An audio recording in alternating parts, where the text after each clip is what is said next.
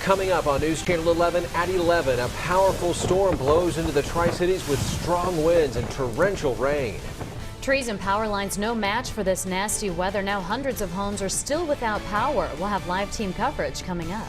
Also, terror in a Nashville movie theater. We've learned tonight about the shootout between police and a man with a history of mental illness.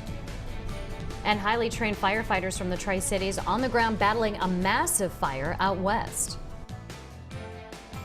You're watching News Channel 11 in your corner at 11. Just in time for the evening drive home, the skies darkened and storms exploded in the heart of the Tri-Cities. Good evening, I'm Sarah Diamond. And I'm Josh Smith. Wind gusts in some places over 50 miles an hour tore down trees and power lines. More than an inch of rain fell in Johnson City very quickly. That led to some minor flash flooding around the Tri-Cities. At one point, more than 10,000 customers in the Johnson City Power Board district had lost electrical service. Within hours, that number plummeted as crews made some quick repairs. Yeah, but their work isn't finished yet. We've had 7 responses right now. Everything we've got right now, we've either got trees down or wire. So if we do have wire down, I just ask that the public stay clear, give us a call till we get out on the scene.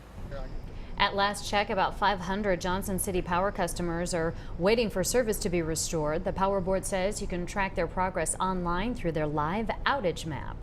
We have team coverage of tonight's severe weather. Yeah, Storm Team 11 Chief Meteorologist Mark Reynolds has an update on the current weather threat as we head into Thursday. But first, Anissa Hamor is in Johnson City, where a lot of people are still talking about this sudden summer storm.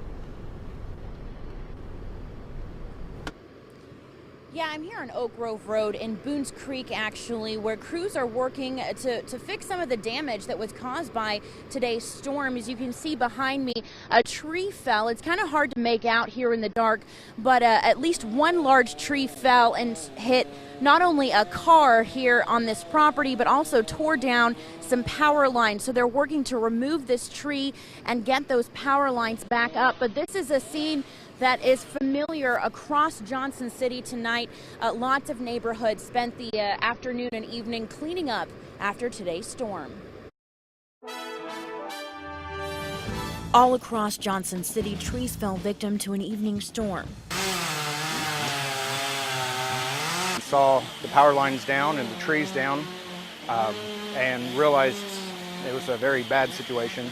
Tim Wright says when he got home from the gym this afternoon, his neighborhood was a mess. It's bad. There were some probably 30-40 foot trees that came down and took out quite a few power lines. Power lines weren't the only things in danger of being hit by falling trees. The tree actually missed the house, blocked the front porch completely, but thankfully missed their house. A couple miles away, Charlene Stamper came home to find a similar situation in her driveway. The neighbor said that the wind came really quick. My tree is down into the side of the house. I can't get the car back to the garage. Not sure what all it has done to my house. The windows aren't broken, at least. She said she wasn't home when the storm blew through. Had I been home, my car would be in the garage out back, and I wouldn't be able to get out that way. So maybe that's a blessing in disguise. Wright says this is just something you come to expect when you live in Johnson City. It's the problem when you have a neighborhood with nice old trees, they tend to fall down in strong wind.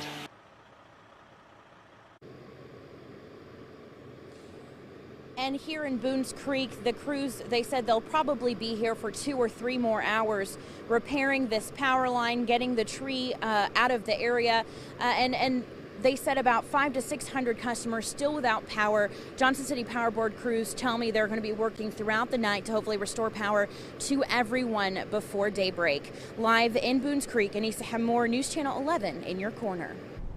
And Chief Meteorologist Mark Reynolds was on the air during tonight's severe weather outbreak. Mark, still a good chance for more rain, more storms tomorrow? Oh yeah, we're in a bit of a lull right now, but we do want to point out that flood watch is still in effect for Kentucky. These in effect until 2 o'clock Friday morning. What we're waiting on is low pressure. That's coming our way overnight through the day tomorrow.